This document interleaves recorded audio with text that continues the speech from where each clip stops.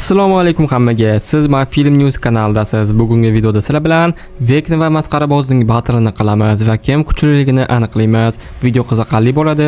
Shuning uchun oxirgacha ko'ringlar. Qani unda boshladik. Ikkala yuz ham juda kuchli va ikkalasi ham seriallarda qatnashgan. Masxaraboz ikkita U filmida va U deriga xush kelibsiz seriallarda chiqqan. Serialning to'liq tahlil videosi esa kanalda bor. Vekna ham G'alati narsalar serialidagi asosiy yuz va 5-sezonda o'ladi.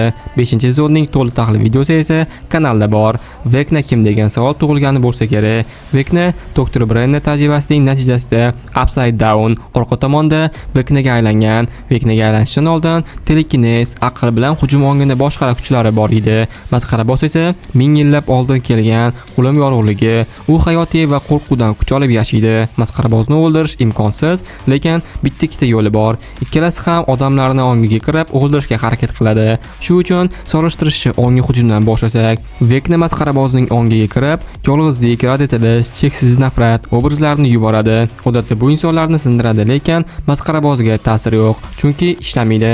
Masxaraboz qo'rquvning o'zi, unda ayb, pushaymonlik yo'q. Veknaning masxaraboz ongiga qilgan hujumi foydasiz bo'ladi, lekin masxaraboz uning ongiga hujum qilib, uni qo'rqitish yoki ruhiy ustunlikni qo'lga olishi mumkin. Chunki Vekna bir vaqtlar odam bo'lgan va shundan masxaraboz har xil qo'rqinchlar orqali uni ongiga kirib yenga oladi. Ongidan qo'rqqan Vekna haqiqiy reallikda ham masxarabozdan qo'rqadi.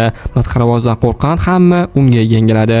Ong boshqarishda masxaraboz kuchli va 1-0. Endi reallikni buzish, ya'ni ko'z o'ngida narsalarni illyuziya telekinezga aylantirish. Vekna bu ishni faqat orqa tomonda qila oladi. Haqiqiy yerda esa bu kishi ishlamaydi. Masxaraboz esa xohlagan joyini illyuziyaga aylantirib, fizik makon qonunlarini yo'q qiladi. U butun bir deringni qo'rqitish uchun hamma odamning qo'rquvini bilib, illyuziya yaratishi mumkin. Masxaraboz illyuziyada Veknada ancha kuchli va 2-0. Endi eng asosiysi kuch haqida. Masxarabozning jismoniy kuchi cheksizga yaqin, o'lchamini xohlaganicha o'zgartira oladi. Kuch biologik emas, konseptual. Vekna esa ko'proq jismoniy emas, ong orqali hujum qiladi. Lekin orqa tarafdan Vekna kuch olib turadi va u chirmoqlari bilan masxarabozga yaxshigina hujum qilishi mumkin. Lekin reallik qonunlari masxarabozga ta'sir qilmaydi va masxaraboz o'lchamini xohlaganicha o'zgartira oladi va agar masxaraboz o'zining Deadlights o'lim yorug'ligi shakliga o'tsa, Veknani bemalol boshqarib o'ldirishi mumkin. O'lim yorug'ligi hamma ongli mavjudotni boshqara oladi. Ko'rinishdan Vekna kuchli bo'lgani bilan aslida masxaraboz juda ham kuchli. Va hisob 3-0. Tezlikda ularni solishtirish qiyin. Masxaraboz kerak bo'lsa bir zumda ong darajasida masofa va vaqtsiz harakat qila oladi. Millisekund tezlikda odamni ongiga kirib olib boshqarish mumkin. Jismoniy tezligi esa juda tez. U bir vaqtning o'zida bo'linmasdan ikkita joyda bo'la oladi.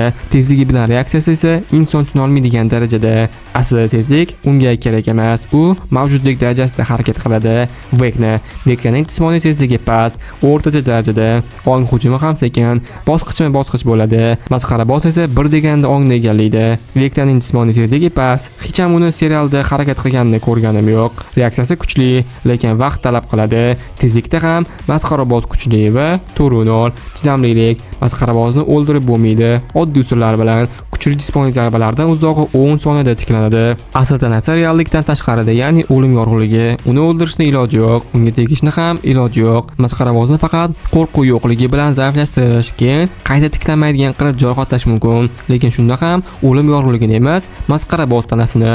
Vekna juda ham chidamli. O'luv, portlash, o'q ta'sir qilmaydi, lekin 11-dek kuchga ega odam jismoniy tanaga hujum qilsa Vekna shikastlanadi va tiklanishi ancha vaqt oladi. Qattiq hujumdan esa o'ladi. Chidamlilik bo'yicha g'olib masxaraboz va 5-0. Agar filmda ular haqiqiy jang qilsa, Vekna ong hujumini boshlaydi. Masxaraboz illyuziya bilan qarshi hujum qiladi.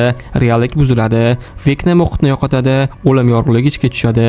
Vekna harakatdan qoladi. Vaqt o'tgan sari Vekna kuchsizlanadi, masxaraboz esa kuchayib g'olib bo'ladi. Xullas masxaraboz kuch, qobiliyat, tezlik, chidamlilik, ong boshqaruvida Veknadan kuchli. Masxaraboz bilan jangda Veknaga hech qanday yengish imkoniyati yo'q. qobiliyatlarini ham qo'shmoqchi edim. Masqarabozni 40 dan ortiq kuchli qobiliyatlari bor ekan. Qo'shsam video cho'zilib ketardi.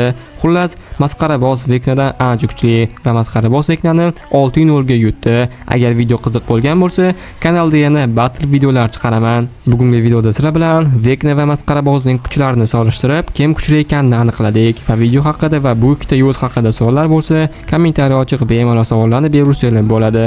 Oxirgacha ko'rganlar uchun esa rahmat. Shunaqa qiziqarli videolarni chiqaraman, shu uchun kanalga obuna bo'lib, like bosib, shunga o'xshagan qiziqarli videolarni o'tkazmaslik uchun qo'ng'iroq tugmasini bosib qo'ying. Bosib qo'ygan bo'lsangiz hozircha xayr.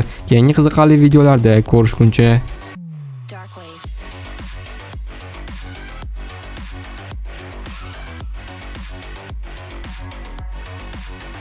Break it down.